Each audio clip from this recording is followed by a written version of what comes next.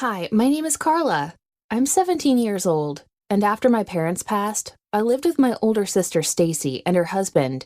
My parents passed 2 years ago. They died in a terrible car crash on their way back from a business trip in a neighboring town. They co-owned a big corporate business they ran together, and they had really gone on to make names for themselves. I was devastated when I heard the news. My relationship with my parents wasn't like most teenagers. Other teenagers fought and squabbled with their parents at every opportunity. Me? I had a different life. Both my parents were two of my best, if not my best friends. We went out to the movies and to restaurants together. We played and had fun like a regular bunch of teenage friends. Of course, they were stern when they needed to be, but every time they were, I knew that I was in the wrong. So, you can imagine how devastating it was to hear the news on television one night that the two business moguls, who were my parents, had died in a terrible car accident on their way back from a business trip. My best friends were gone. My sister Stacy already moved out of the house a long time ago. It had just been my parents and I for so many years. And it was so amazing how they had managed to take time out for me, even though they were so busy. The news hit me so hard, I sank into depression. The lively, happy Carla that everyone knew had disappeared. In her place was only someone who looked like her. As time went on, I grew worse and worse. I started to withdraw completely from my friends, and I refused to speak to anyone. I came to school in the mornings with swollen eyes, swollen from crying all night and hardly getting any sleep. My sister was crushed. She loved my parents too, but she knew she didn't have the type of relationship with them that I had, and seeing me so sullen filled her heart with pain. She had tried all she could, but nothing was working. She had brought counselors, therapists, and even psychics to help me with my grief, but there was nothing they could do. I just couldn't get better. As the months passed, I sank deeper and deeper into my depression. I was now so alone. I turned to destructive habits for company. It all started with buying drugs from a man who sold them on the corner of the street where I lived with my sister. When I realized they had a way of getting me happy, even for a short time, I couldn't stop. I kept buying them until I became such a wreck. Soon enough, I started on alcohol and smoking, looking for anything at all that could get me as happy as the drugs did. By now, I was so invested in it, I couldn't stop. This continued for a while, and by now, everyone in school knew the kind of life I lived. I came to school every day either drunk or under the influence of some drug, and by now, that was what everyone had come to expect of me. My sister was embarrassed every time the school authorities called her to come pick me up after making a scene, and that happened almost every day. I was worse than a shadow of myself, and deep down, I knew I had let this depression go too far, but I just couldn't bring myself to stop. I couldn't find my way back. I was too far gone. One day, I went back home to my sister's house early from school after the principal annoyed me. He had called me into his office, giving me a last warning after I slammed a basketball in my gym teacher's face for correcting me, leaving his face seriously swollen. "If you throw another fit at the teachers or anyone else, you will be expelled," he said. "We've accommodated this nonsense long enough. You're not the first person to lose their parents. Get a grip on yourself." I was filled with rage. And maybe it was because, deep down, I knew that what the principal said was true. Maybe it was because, deep down, the truth he had blurted out so bluntly had stung me. I stormed out of the principal's office and slammed the door so hard I distracted the whole school from learning for a moment.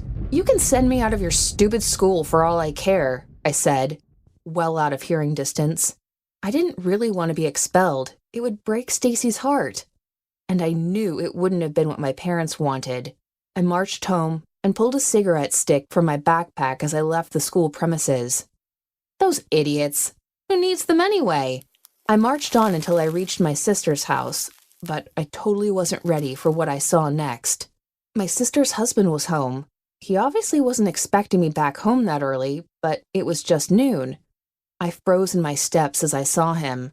My brother-in-law was nearly butt naked on the couch, and scattered all around him were empty containers of used drugs. Used needles littered the floor and the center table, and I couldn't believe my eyes at what I saw. My sister's husband used drugs too? When did he start? That explained why he rarely said anything every time Stacy tried to correct me. He would look at me but not say anything. At first, I thought he was just staying out of what he considered not to be his business. I couldn't think straight after realizing this. Eventually, I got myself together and walked away to my room, looking away from him. All kinds of thoughts flooded my head all at once. Was I going to tell Stacy what I just saw? What if she left him? What if he was only battling with something terrible like I was, and the drugs were his only way of escape? No, I'm not going to be sympathetic. This could come back and haunt me and my sister later. It was decided. I couldn't wait for Stacy to get back from work. I had to tell her. As I was upstairs in my room waiting for her husband came knocking on my door. My heart pounded. "Go away," I said. "I don't want to see you." "I can explain," he said. "Please, don't tell Stacy. I used to be unable to quit drugs before I met your sister, and when she found out, she said she couldn't be with me if I didn't stop. I pleaded with her to stay, that I would try my best because I really loved her, and eventually she helped me through rehab. I was free until you came along with your drugs, alcohol, and smoking. Then all of a sudden, I found myself craving to use drugs again. I battled it for so long, but 3 days ago, I couldn't take it anymore. Please don't tell Stacy. This could be our little secret. See, I brought some new drugs for you to try out. Come on, you'll love it."